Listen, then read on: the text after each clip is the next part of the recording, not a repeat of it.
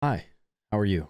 My name is Houston and welcome back to another video. Sometimes I will kind of toil over what to talk about in one of these videos, and then I will read one quote or one passage from a book, from a manga, or even from like a newsletter, and that one thing will be the center of my attention for days on end. The specific thing that currently has my attention is it's two quotes from Vagabond, but the main one is that time may heal your wounds, but the fear has been carved into your soul. So, as I think about that in both the context of the series and in my own life, I'm asking myself, what are the things that I fear?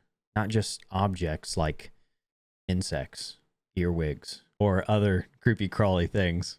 I don't know if fear is the right word for those, but I don't like them. But seriously, they could be objects, they could be events, maybe that have happened to me or haven't happened to me yet. I just wonder the effect that these things have on my day-to-day mental health. So let's get into it and play a game that seems to be about everyone's greatest fear, death. Back over here on Death's Door. Just upgraded my magic. I just found myself using the magic a lot more than I originally thought that I would. So let me say that quote one more time. Time may heal your wounds, but the fear is carved into your soul. Right after I read that, I tweeted out that panel and I put the caption, "Vagabond is going to change me."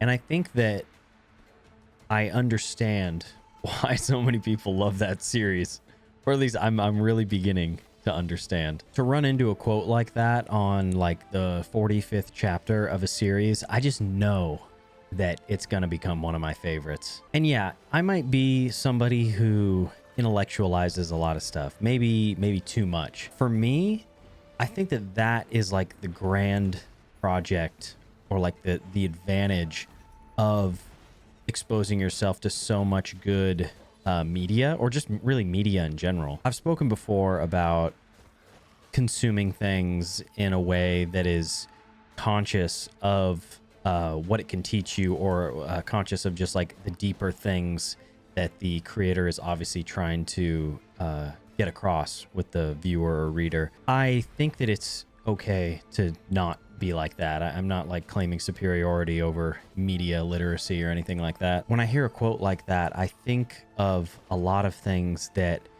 maybe have happened to me, or things that I not refuse to acknowledge, but the things that I run up against in day-to-day life or during troubled times. And I think to myself, well, I don't want to face that right now. I don't want to confront that. Like I said at the top, a lot of people fear death. I wasn't thinking of this when I first started this recording, but earlier today, I watched a video of Elmo and Andrew Garfield.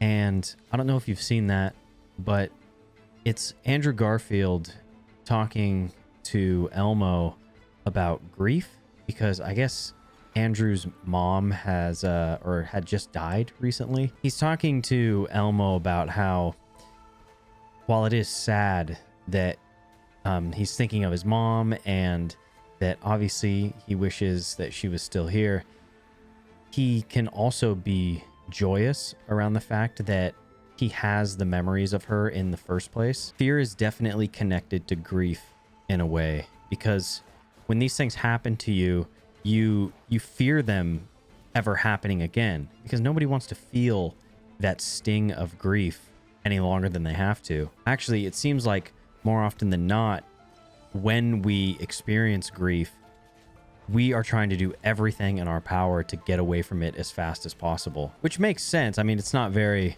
adaptive to just be in agony all the time. It seems like so much fear is based around things that have happened to us before, and we never want them to happen again. Like the quote says, the fear almost gets carved into your soul. It becomes a part of you.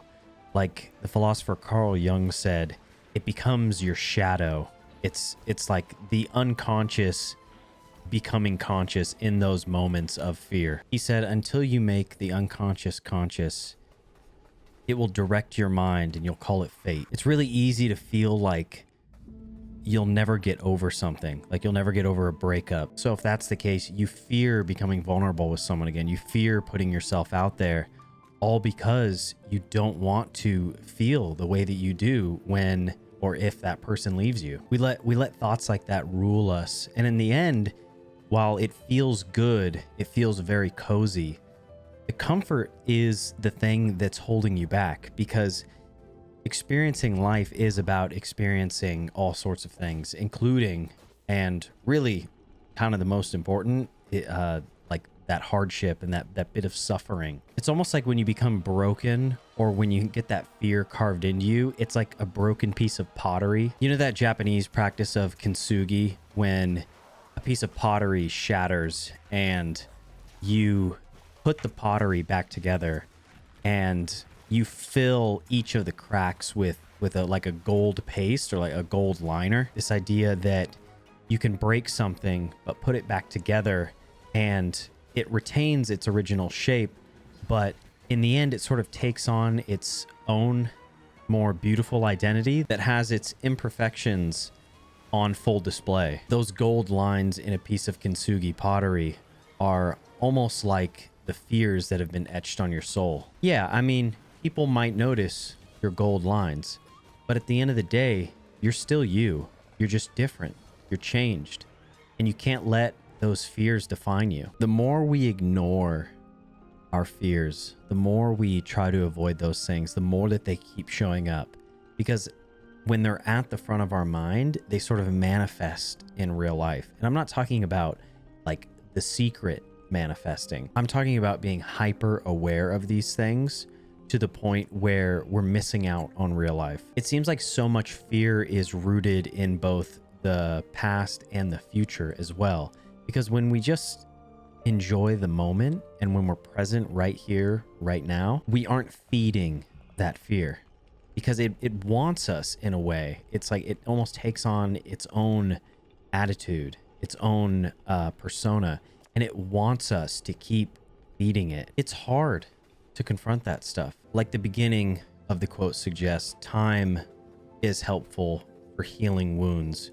But no matter how long we wait, no matter how long we put something off, it's always going to be there waiting for us. Actually, it seems like the longer we wait to confront something, the harder it is to confront it when we finally do, if that moment ever comes. For me, that really manifests in the relationship I have and had with my parents growing up. It took what seemed like forever for me to finally come to terms with how I was raised and what may have been right, what may have been wrong. A big reason for that was because I was really scared. It's really hard to pin all that blame on yourself, and it's really not that good for you, because when you're a kid, I mean, things just kind of happen to you, you know? You get raised in a certain way, you don't choose your parents, then before you know it, you're like, okay, I'm an adult now and I gotta deal with all this baggage, all this bullshit.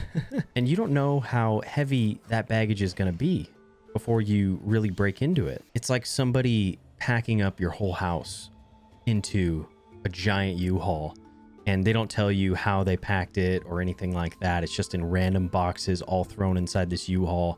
And then they open the back door and they're like, okay, here you go, deal with this. The fear is that feeling when you're standing before the door and you're like, I don't know if I want to open this thing. For me, it was really frustrating to think about how many more problems might awaken when I start to handle the first problem. As I faced more of my fears, as I confronted them head on, I started to realize that, and this is probably true with pretty much anyone who has experienced this themselves, you start to realize that that is the only way that you're ever going to solve your problems, because nothing is ever going to solve itself.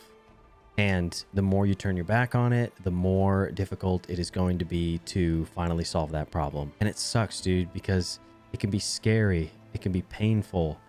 It can make you feel like you're not good enough. It makes you want to ask yourself what the point of all of it is. The human condition is one that is filled with so much uncertainty. We're going to try and find that comfort, that certainty, wherever we can. You know, whenever I think of all the things that have made me the happiest, the most satisfied with being alive, I think that it's those moments when I've gone against my fears, gone against my, not instincts, but gone against the reactionary thoughts in my head, thinking things like, oh, I won't be able to do that, or what if they say no, or, you know, whatever. Like, we all have moments like that throughout our days. I mean, multiple times a day, dozens of times a week. So yeah, life is always going to knock you down, at least try its very best to knock you down, and it really doesn't want you to get back up. It wants that fear carved into your soul, and it wants you to stay on the ground and be scared to face it for the rest of your life. You can't let the fear win, though. Fear of ideas, fear of people, fear of experiences, especially fear of failure. While your past experiences do shape you, they make you into the person you are now watching this video, you can do things right now to make it so the future you from this point on looks back and is so proud of the past you or current you. They can look back and say, wow, I'm glad I tried that thing. I'm glad I took that shot. I'm glad that I turned around and I looked fear in the face. And yeah, it's really easy to just say that. Oh man, face your fears. All right, see ya. Good one. But it takes a lot of self-reflection. Write down the things you're scared of. Start right there. You know, maybe it's something you're really, really scared of.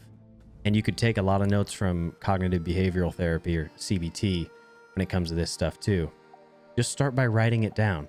Identify the fears, identify the problems. Go from there. Maybe expose yourself little by little to those things. CBT is incredibly powerful. I use it all the time, especially with my OCD, which seems to be pretty bad. These fears can be very powerful, but that doesn't make life hopeless. You know, while it might seem like I am some cool, calm, collected philosopher or something, yeah, I definitely have my fears, but I very much do my best to face them. And right when I notice them, I try to acknowledge them, because if there's one thing that meditation has taught me, it's that. You know, you don't want to keep pushing something to the back of your mind. So as always, thanks so much for watching. I appreciate you, and I'll see you on the next one.